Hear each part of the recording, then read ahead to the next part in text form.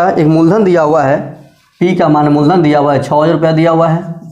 उसके बाद रेट दिया है, आर का मान दिया हुआ है 8% दिया हुआ है।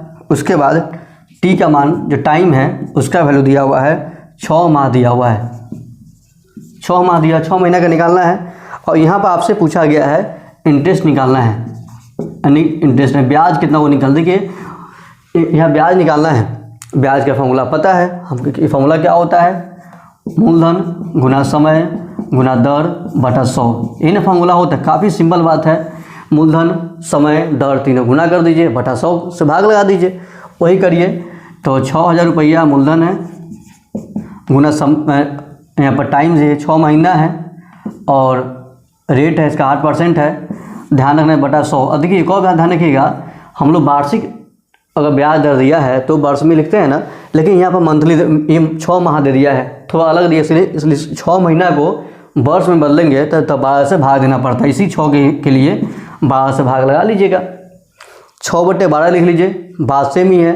और नहीं तो आप आधा साल लिख लीजिए, 6 महीना मतलब क्या होता है, हाफ ईयर 1/2 ईयर कर लीजिएगा, बात देखिए, ठीक है ना। जैसे भी तो काटिए, इसको कटेगा ये वाला, ये 6 का 2 गुना कटेगा, और 2 से काट दीजिए, ये 4 से कटेगा, यानी कि 6 से 24 हुआ ना, 240 रुपया इसका आपका ब्याज हो गया, ऐसा ही हो गया, ठीक है ना। अगर मान लीजिए आपसे बोल दे कि मिश्रधन क्या होगा, मिश्रधन अगर आपसे कहा था, देखिए आपका आंसर आ चुका है। देखिए अगर आपके एग्जाम में ये सवाल आया होगा ना, आपका आंसर ब्याज के लिए ये आंसर पर्याप्त है, ठीक है ना।